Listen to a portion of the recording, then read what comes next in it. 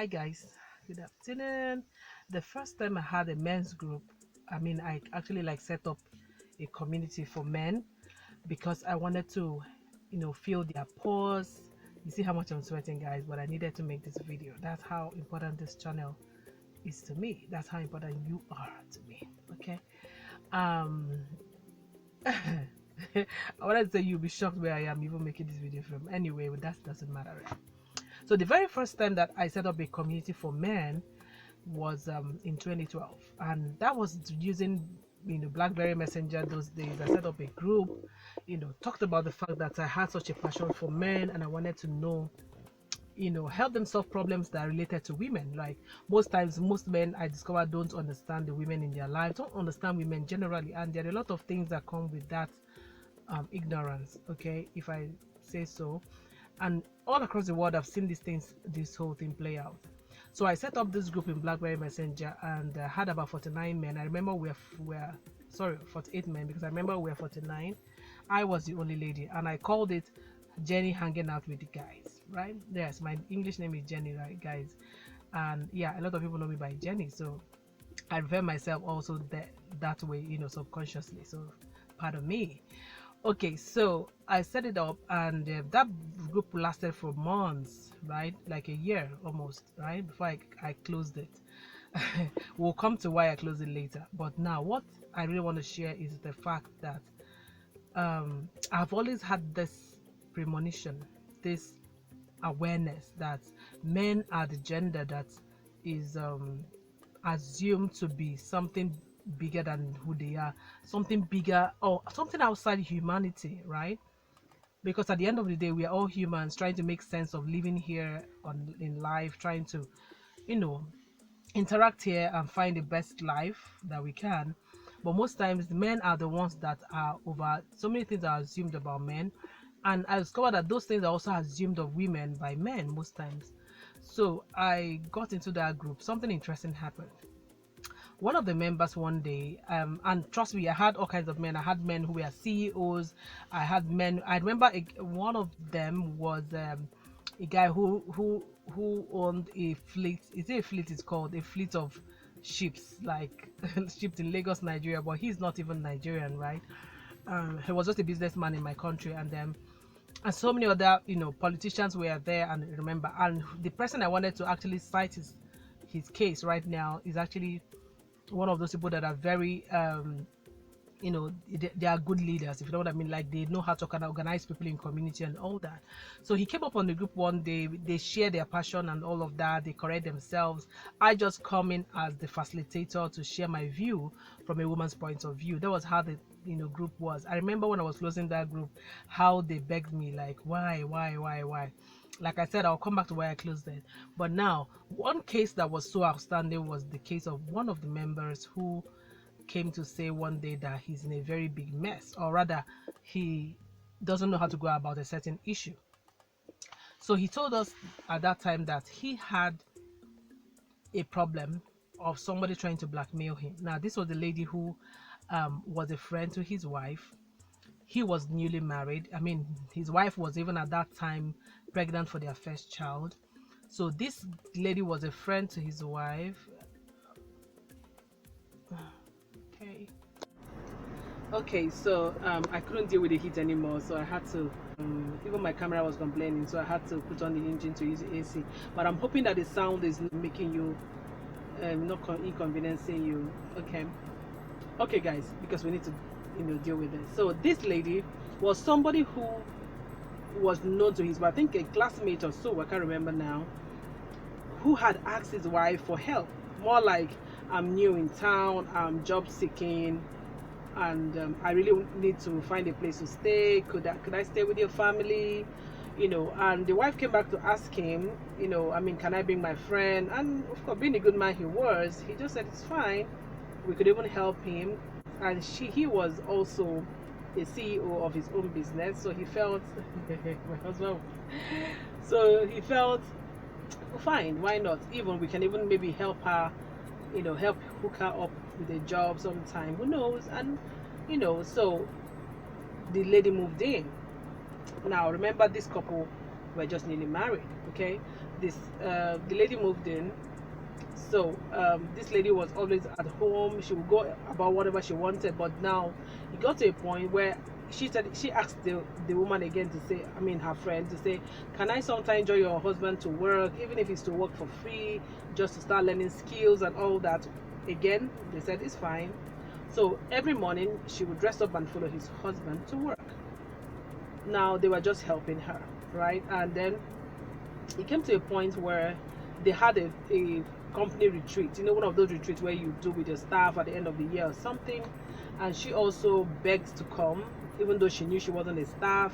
And the man felt, oh, it's fine. And that retreat was a bit of out of town or out of location, I think.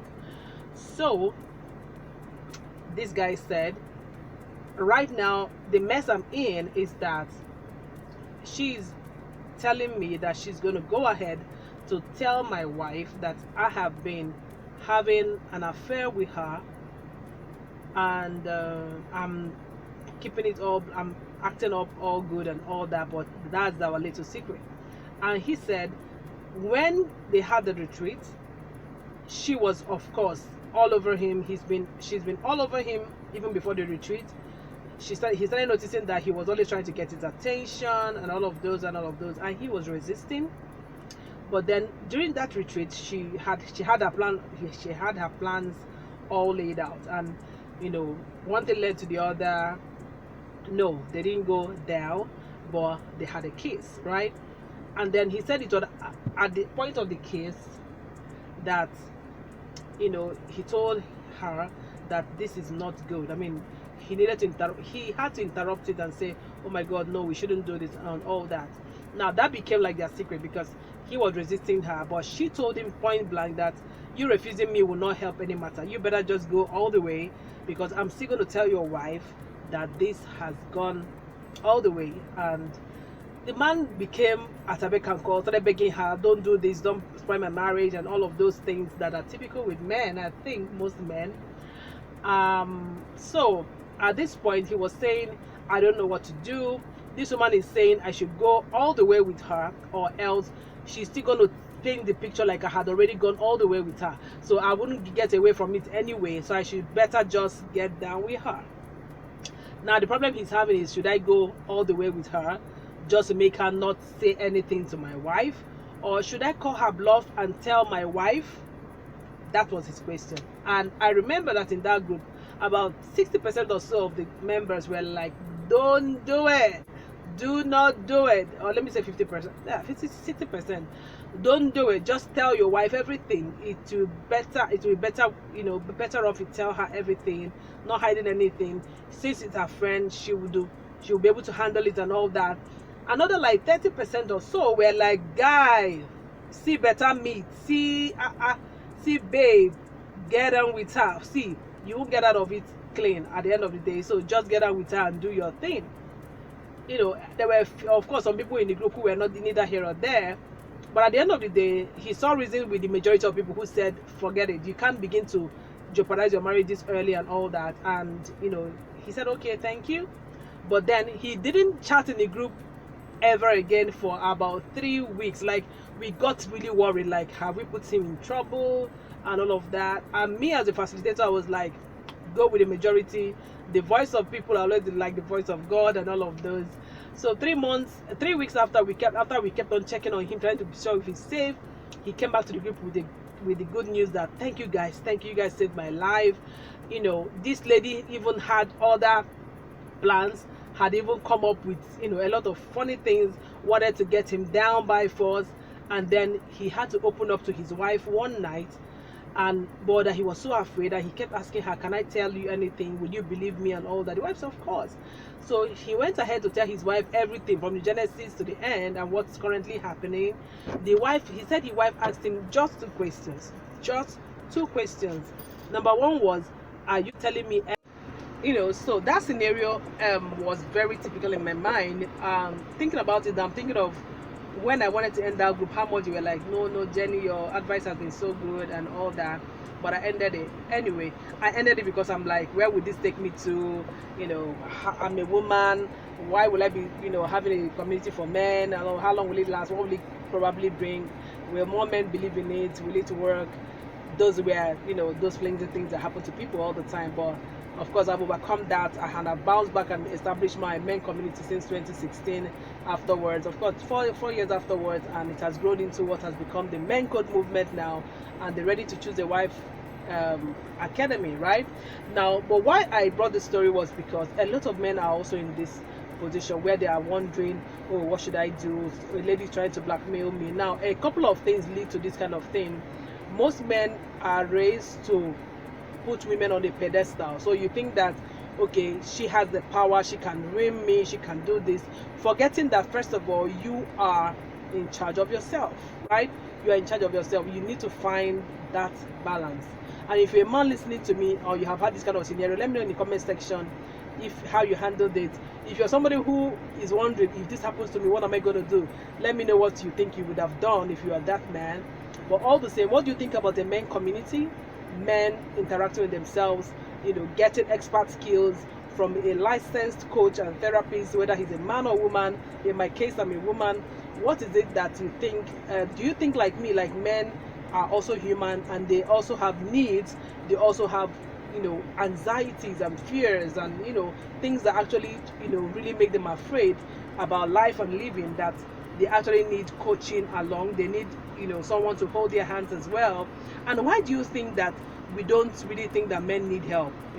Those are the questions of my mind. Let me know in the comment section what you think. If you love this video, if you love this kind of conversation, if you have been thinking in this line about, yes, why don't you provide as much help and empowerment and enrichment for men, drop in the comment section and let me know if you'd like to be part of my community, part of my facilitators, part of what we do at the Men Code movement. Okay, have you gotten my Ready to Choose a Wife template? Have you? It's in the comment section and it's for free. That's saving you 5,000 naira. Don't miss it. Okay, guys, so the question that guy's wife asked him. I said she asked him two questions. The first one was, is that all that happened, and how it happened? The guy said yes. The second question was, do you still really love me like you told me on the altar? And he said, of course, you're my wife. And that was all that the woman needed. You know what happened? I remember I did say that. By the next morning, as before the guy woke up, he didn't just hear any sound around the house, like somebody else is in their extra room. Then when he was on breakfast, he just happened to ask, what about this lady? Whispering to his wife, and the wife said, of course, she left since 5 a.m. She has been out of this house, and that's for good. The guy said he was so dumbfounded to ask further questions and was so relieved. And he started asking himself, why did it take me this long to even trust that my wife would believe me, number one, to tell her all the way, even when she started making the advances, even before it got to the kiss. Why did I have to just feel like I could control it, or I was afraid of, whatever? Why did I make myself a slave of fear? Right? Very remarkable question, and that's something that somebody listening to me might also be thinking, might be wondering that why have I been hiding, right? I know that thing about maybe you're not married to somebody you trust, which is a problem in itself, and you should actually come for therapy. But really, seriously, that's what happened, and that was how that case died down, and he was so grateful to the group. I just thought I should complete that story.